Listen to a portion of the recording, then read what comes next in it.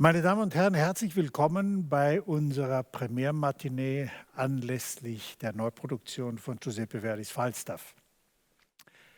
Eigentlich ist heute alles anders. Wir sind nicht auf der Bühne der Staatsoper, Sie sind nicht im Zuschauerraum. Wir sind hier auf der Probebühne, Sie sitzen zu Hause vor Ihren Geräten. Aber das Wichtigste ist, wir sind alle zusammen, wir arbeiten für Sie und wir warten alle auf den Tag, wo wir uns wieder im Haus treffen und wo Sie möglichst Falstaff und viele andere unserer Produktionen wiedersehen können. Falstaff, wie Sie wissen, sollte ja schon die Festspielpremiere sein. Ich stehe jetzt hier auf der Probebühne, hier in der markierten Probendekoration, so nennen wir das, aber Sie sehen schon die vielen Türen und werden vielleicht, wenn Sie die Aufführung sehen, dann manches wiedererkennen, was hier, wie es so üblich ist, angedeutet ist. Falstaff ist eine der wichtigsten Opern des Opernrepertoires und das letzte Werk, das Giuseppe Verdi geschrieben hat. Man nennt es auch sehr oft die Summe seines musikalischen Lebens. Es bezieht sich auf Shakespeare, auf Heinrich IV. Und auf die lustigen Weiber von Windsor. Und Verdi hat eigentlich nach der Aida eigentlich nur mehr Othello und Falstaff neu geschrieben. Alles andere waren Überarbeitungen, Bearbeitungen. Wir kennen sie alle von Don Carlos und so weiter. Aber er war sehr unsicher, ob er überhaupt noch eine Oper schreiben will. Und der Antrieb war nicht nur Ricordi, sein Verleger, sondern vor allem Arrigo Boito, der Librettist, mit dem er viel Erfahrung hatte. Und der hat ihm sozusagen heimlich ein Libretto vorgearbeitet, von dem er dann sehr begeistert war. Er hatte Angst, dass er eine Oper überhaupt nicht mehr fertigstellen konnte. Er war fast 80 Jahre alt. Und so kam es aber dann doch zur Uraufführung 1893 an der Mailänder Scala, die ein sehr großer Erfolg war. Es ist die einzige musikalische Komödie, wenn man es überhaupt so nennen will, die Verdi am Ende seines Lebens geschrieben hat. Am Anfang stand eine, die ein großer Misserfolg war.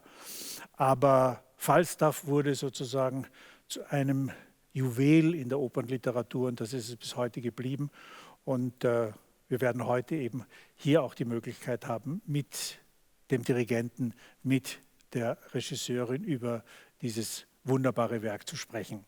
Den Anfang haben wir gleich gemacht mit dem, was eigentlich alle kennen, nämlich der Schlussfuge aus dem Falstaff. Es war die Aufnahme einer Probe und jetzt freue ich mich dann, mein Gespräch zu führen mit Mateja Koležnik, der Regisseurin, mit Michele Mariotti und mit Nikolaus Stenitzer, dem Dramaturgen, um Ihnen das, was Sie zu dem Werk denken und zu sagen haben, wie immer bei den Matineen, halt heute per Video nahezubringen. So, jetzt begrüße ich Mateja Koležnik, Michele Mariotti, den Dirigenten, Nikolaus Stenitzer, den Dramaturgen. Gleich my first question, Michele, we go in English because we then do subtitles. My first question is, the opera repertoire is full of masterpieces, as we know. But in my experience, in my work experience, there are two operas where conductors get in special situation, special excitement, in special admiration. And this is Tristan and Isolde and Falstaff. Yeah. Could you agree in that? Yeah, I do, because they are a miracle of theater. Yes. And in our case, Falstaff, I think it's impossible to judge this opera and to understand Falstaff without knowing the whole Giuseppe Verdi's lifetime. I mean, I think it was just like a chain. Year by year, Verdi could change, could develop, could improve. He got mature year by year and opera by opera. So each opera is indispensable and absolutely necessary exactly where it is. So it's a very bad mistake to compare Verdi's opera each other. You can't. And we were talking with Mateja every day, because this opera involves everyone, and we enjoy to be involved, to feel ourselves involved in this magnificent building Verdi wrote, Verdi was able to build, and the interlacement between music, between acting, between harmony, between words, music and the music in the words. Everything is so connected. The opera is, I really can say it's a miracle. I mean, I think you can smile, not laugh. Because even if the situations are funny, they can't hide all the anxiety of the human being. So the tragedy of the life, it's always present as a snake. And that's why this opera is a wonderful piece of theater, first of all. Leonard Bernstein said he was, as you know, he was a great admirer of Falstaff and a fantastic conductor of Falstaff, by the way. He said, only a little child and an old man can be so light. Yeah. The lightness and the deepness and the melancholy at the same time. Absolutely. But the joy on the other time. Absolutely. I think this is also what the music tells us. Absolutely. And Bernstein was, first, he was a great sensitive man. First, of course, he was a great musician, but he was so sensitive. And he was able to understand all the details, the music, the notes behind the paper, behind the music. And this opera, we have 6 finals, because each act is split in two. And the Giuseppe Verdi, at the end of his life, was able to talk about life and about love as a young man, the freshness, the tenderness. When Falstaff said at the end, Cupido al fin, oh my God, when he was with Alice, I waited all my life for this moment, and now, oh, finally God gave it to me. He's making tenderness. So the youth and old age are really, really only one thing. Mateja, what do you think about? I mean, it's an old man. Boito was also an older man by that way. So is it the content of old age? What we find there? I think he's a child, but he's not childish.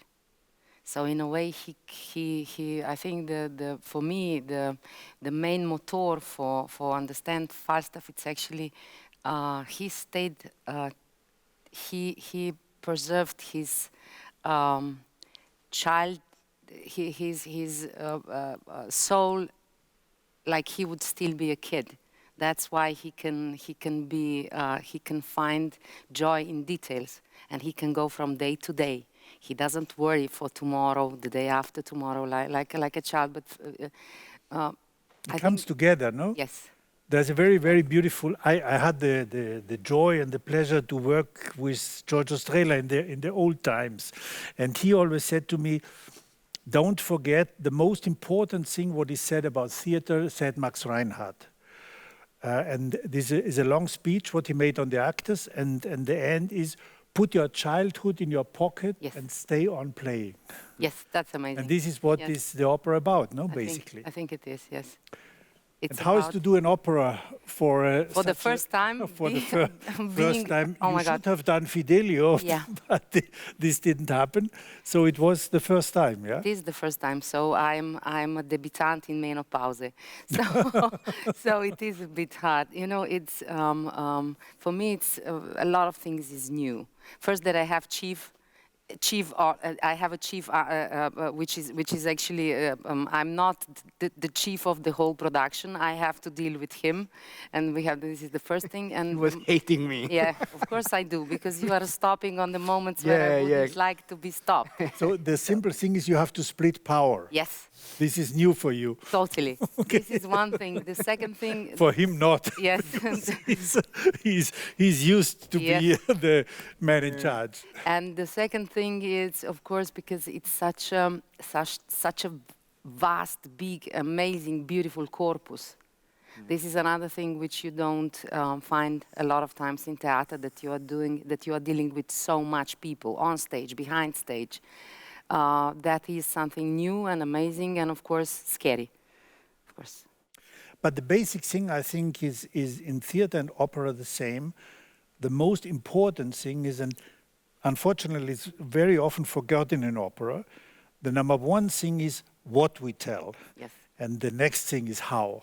Yes. It's always about the what. So how much, and this is very close to you, how much Shakespeare, Henry IV and the Mary Lustige Weiber von Windsor, how much Shakespeare you find in this opera? Actually, not so much.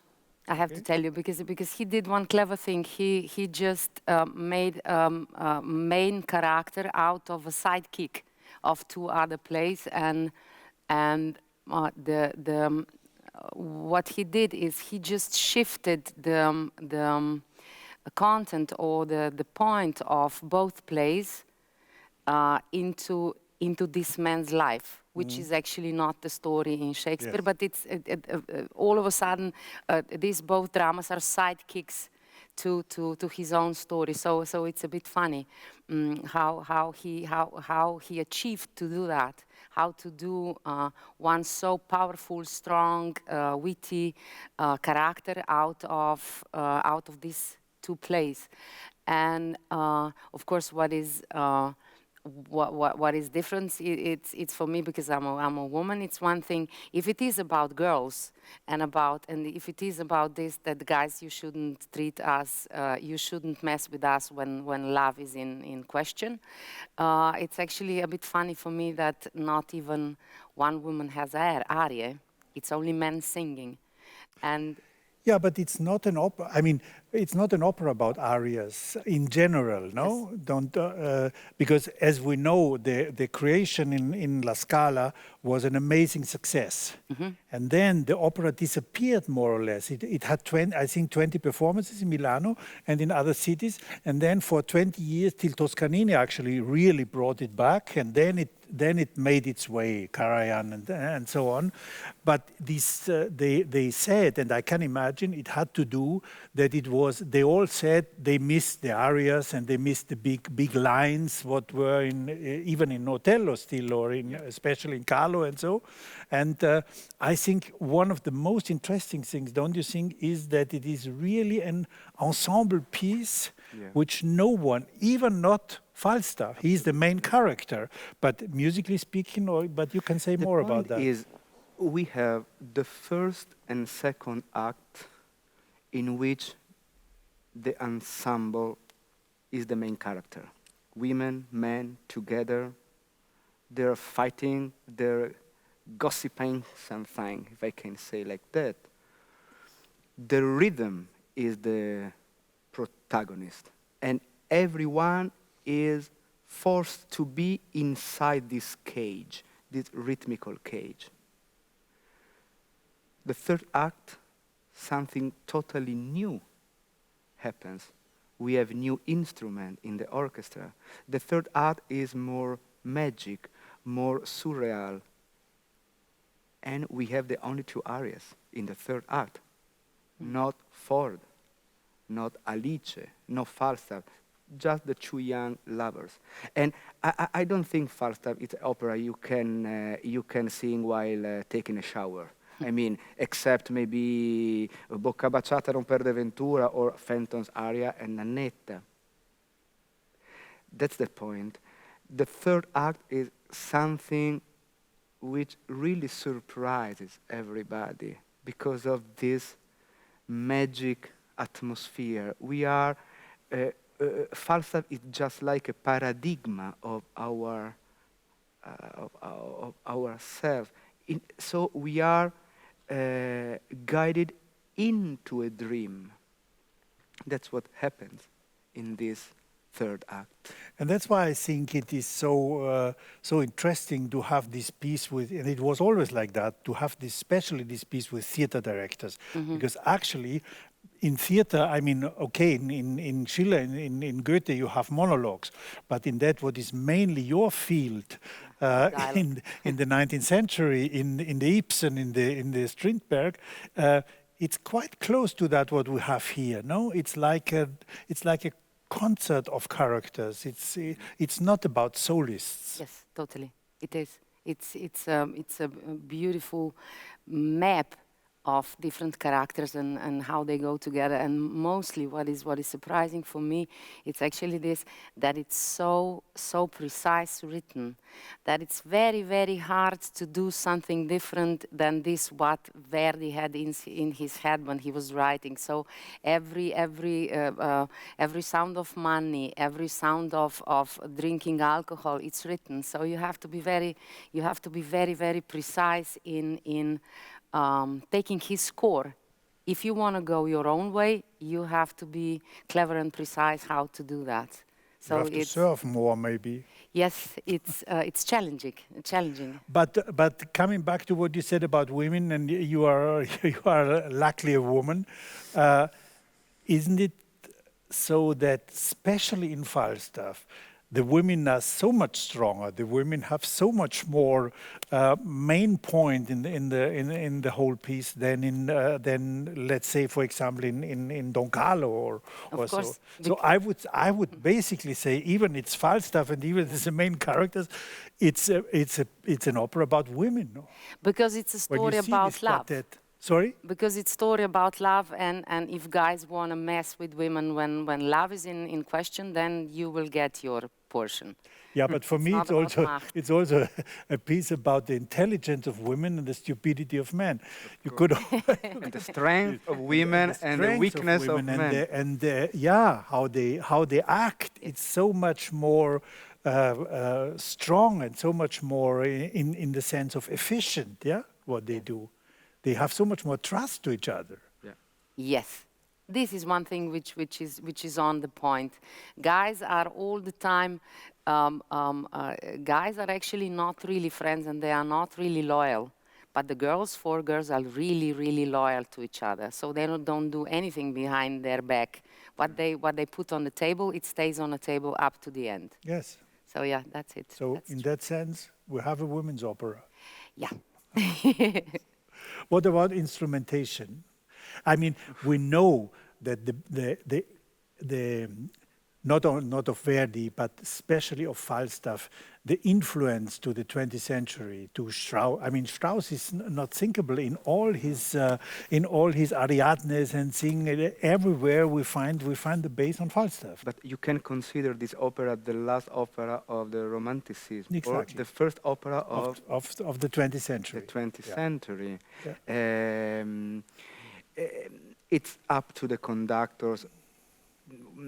I mean, how you could choose the tempi.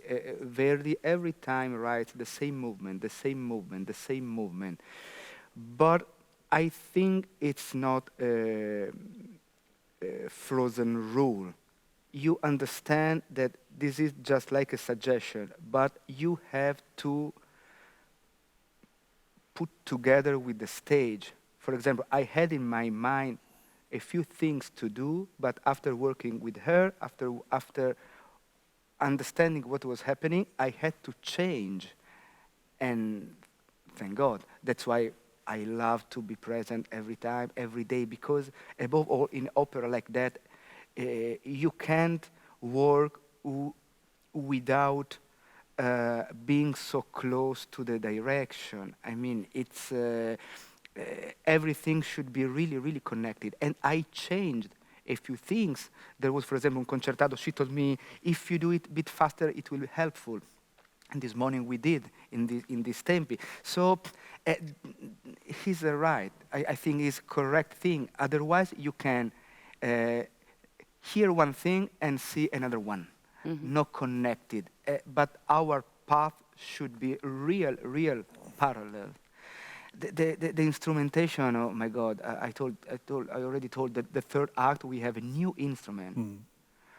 Harpsichord, now the harp, we have the bass clarinet. So we have we can hear the sound of the nature.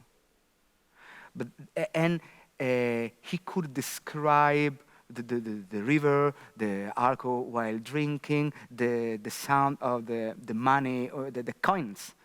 The clink. She said, yeah. Yeah, the money. But when he wrote, a few months ago, I conducted Aida. The beginning of the third act, he could describe the sound of nature on the river and the sunshine in the Egypt, the Nilo. It was something amazing. If you close your eyes, you can smell what he wrote. And when Falstaff talks about Alice, you can really smell how he's describing this woman. And even if you don't know who is Alice, you never seen her, at least till that moment, because we are in the first, I mean, before the women entrance, but you already know who is Alice. Yeah, and this is so beautiful that we always find in the past already the roots, no, for everything. But of course, Falstaff goes much further into Wozzeck and already than Aida, for example. No, because he really made the succus of the whole thing. Nikolaus, can you tell us something about because I said that Boito was the one who moved Verdi into doing Falstaff. Can you tell us something about the relation of Boito and Verdi? It was a relation with a lot of respect on both sides. Boito was a person in his time. He was in Italy probably one of the best read people in Shakespeare, but not only in Shakespeare. He knew his literature. Verdi didn't speak English, no? I think what I know. No. I read about that Verdi was reading a lot of Shakespeare, but in Italian. Yes. He didn't know English. You didn't want to do that, no? Yes. But we had Tristan in Italian. Yeah. with Callas. So from the work on Othello, Verdi knew already what kind of a well-read man he had in Boito, so he trusted him. And Boito, of course, he worshipped Verdi as the maestro. And the two of them, Boito knowing the music, Boito, of course, being a composer himself, so knowing his music very well, and Verdi knowing what Boito could do with words and with plays. It was actually the best relationship that Verdi had in his life with the librettist, who he found so very late in his life. We can see this in the letter. The two of them writing the letters they are writing to each other. It's like really, there's so much joy in there. There's so much congratulations to you, no congratulations to you. I'm so glad that you wrote this for me. Oh, I'm so impressed what you composed there. And this is just the way the opera turned out. It's like a dialogue between these two men who had so much respect for each other. Mateja, and you have also a lot of experience in that. The base of comedy is timing. Timing. So how is that for you? Because normally the big difference in theater and opera is that in theater you have to invent the timing. You have to invent everything, what you have there in the score, of course. Yes. So how is that to work in this comedy way, not in the lyrical way, but in the comic way, and having a given timing? How is that in the process? Harder. Harder, of course. Or sometimes easier, no? When you say that it helps. You know, it helps or it pushes you. Actually, it does one thing because it comes, it comes in regular time. He heard or he saw. Actually, I think he saw it. You know, sometimes I have a feeling when I'm listening to something or when I'm looking at something that composer, he heard it, but here I know that he saw singers acting. He saw where they have to be, what they have to do, how they have to act. So, entrance of quickly. You cannot avoid this reverenza. Why he starts so slow? Why is this? You have to obey it, and you have to. And of course, sometimes it's harder. I think because you cannot find every joke, but it pushes you a lot. This for sure. That you have to be witty even there where you don't want to be or you don't know how to be. And then you have to sit at home and you have to think about it, how to do it. Is Falstaff an old man for you? No. For me, he is without age. No. No one is without age. No, I think, he is very, very good in avoiding this realization where he is and what he is. And how he should be, or he's very good in one thing, that he doesn't become bitter because of that. He's just actually, he goes moment by moment, day by day, and second by second, and he enjoys it. And that's why I think he doesn't have any age. Other people sees him a bit funny and a bit stupid, because he is acting like he's acting, like a child. Yes, yeah. Or like a young lover, or like a con and witty guy, whatever is in his head. This is what I think. He is really a lover. He's the whole time actually is a lover. But jetzt haben wir, meine Damen und Herren, die Möglichkeit, den Darsteller des Falstaff, unseren Wolfgang Koch, selber zu fragen, was er von der Rolle hält. Naja, der Falstaff ist wahrscheinlich auch ein bisschen in der Midlife-Crisis gelandet. Aber es ist natürlich eine Figur, der nie erwachsen geworden ist, weil er auch nie erwachsen werden musste.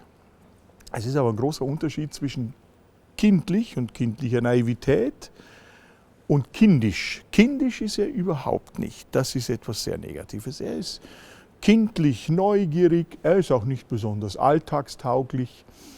Und dazu kommt auch, dass die Erfolge beim Geldverdienen vielleicht und auch beim weiblichen Geschlecht ein bisschen nachlassen. Also die Midlife-Crisis. Und wir versuchen das in diesem unglaublichen Meisterwerk herauszuarbeiten. Falstaff und ich, soll ich jetzt vor laufender Kamera sagen, dass ich als Mensch persönlich auch nicht alltagstauglich bin. Das wäre ein bisschen zu viel. Aber ihr werdet das sicher senden, so wie ich euch kenne. Michele, even you are still such a young conductor and you did so many operas. You have such a big repertoire, done nearly all the Verdis. Yeah. But your roots are in a way in Pesaro, as we know. Where I was born. So Italy had no operetta like France, like Germany. So there is not so much comic situation in Italy. No. Of course, there was the Commedia dell'arte we will talk about, but Rossini was really a master in that. So how was the help of this like in approaching you? Rossini helped me a lot. I mean, first, when I was really younger, I was a kid. Yeah, but I was breathing Rossini's music. Yes. And if I didn't want, I made here 3 years ago my debut in Semiramide, which is a masterpiece. I'm sure that Rossini made his best in the serious opera. Mm-hmm. This is my personal taste. Why did Rossini help me? He gave me, I understood how important is the connection between orchestra and the stage and the singers. For me, it was a challenge.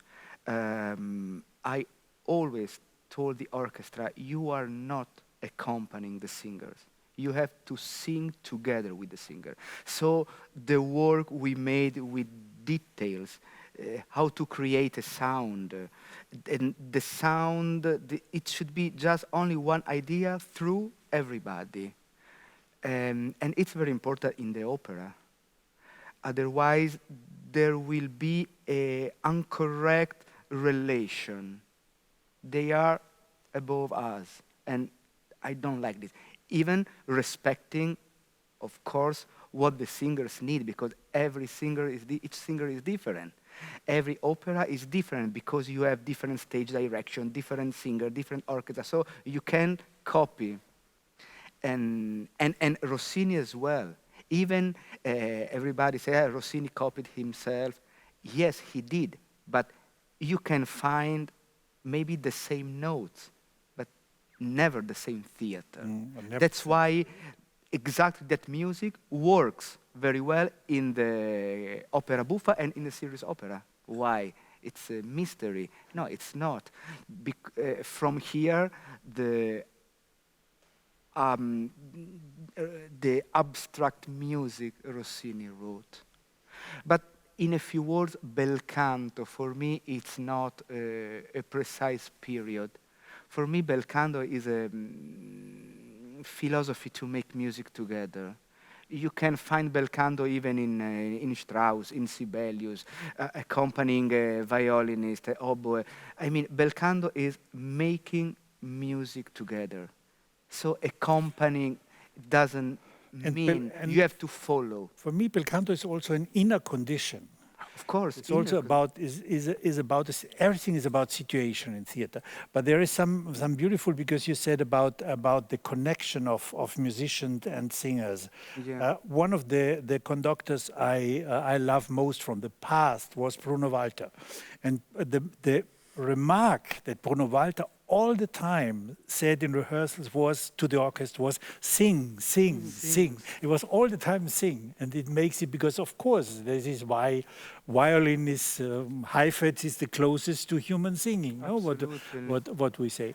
Mateja, another question is you have a closeness and an affection with Commedia dell'arte, has to do also with your Italian because it's close. Italian closeness, and the other base or so is other field is cinema. So at the moment, but not because we want it, because we have to do it, maybe we cannot have with an audience, so we do it actually like a film. Or have to do it with a film, and later on for sure we'll do it. We do it for audience. Maybe also now, we don't know yet in December what happens. But how is the influence of film, and how is the influence of this extreme theater language what Commedia dell'arte is for you, and how you use it in your work? I'm enormous film buff. And what I love with movie, and it's very, very hard to get on stage, is focus. You know, because with framing and with cutting, a director is an exclusive guide for viewers' focus. And if you are having a big stage, I don't know, 10, 20 meters, anyhow people can choose whom they will watch. This is not in films. This is almost impossible. And one thing which I was trying for a long time, and I'm trying still to do on stage, is to play with focus. So how to do let's say a big screen or total, how to make it smaller, how you can play with frames, and this is in our Falstaff too. So once we are playing with 5 doors, one we are playing only on 2 doors, so that you can narrow your the blick of people who are watching you. That's one thing, and of course the other thing is, you know, with Commedia dell'arte is one thing which is amazing, and that out of these characters which are well known, from Arlecchino to Dottore, it's actually they covered the whole world. They covered, let's say, archetypes or basic types of humankind, and this palette of characters we have in Falstaff, it's very, very, it's close to that. And of course, I don't know if I will succeed to do everything what I would like to, or if I'm capable to put all these levels together, because it's a beautiful and complicated opera which shouldn't be funny. It should be. I think the same, what you said is that there are two things. As you know, I did it a lot in my life. I run a lot of theater. Yes. What I love in opera is, which is a bit close to film, is that time matters. Time doesn't matter in theater. It starts, a rehearsal in theater starts that 1 hour, everyone sits and drinks coffee, and so in opera, the piano does at 10 o'clock the first note. So the concentration of time in the work, what the film also has, yeah, you have to do when sunset is, you have to be ready with this scene, otherwise you fail. This gives a lot of concentration also. Sometimes it's not so good because it gives also this kind of going. Yeah? Especially for lazy theatrical people who likes to find concept while drinking coffee. Yes, this not is right, maybe, yeah. But in opera you have to drink coffee before and come with the concept. Exactly. But I wanted to say something. Commedia dell'arte, I think, is very interesting especially for example, for Falstaff, because what we have in the end in the fugue, tutto nel mondo è burla, it's always, tutto nel mondo is always in Commedia dell'arte. It's always in every piece, it's the whole world. That's what you said. Yes. Also in Shakespeare. Lustige Weiber von Windsor is quite heavy. Boito made it very light. How you think he did that? Is there a dramaturgic explanation?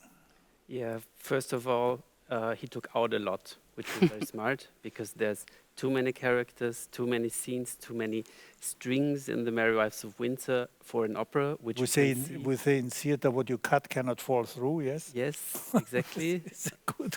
I mean, there are other Falstaff operas which didn't cut so much and were not so successful as Verdis and Boito's. So what he did is he made a comprimation on the major two the major two funny stories with Falstaff. So there's two Burle.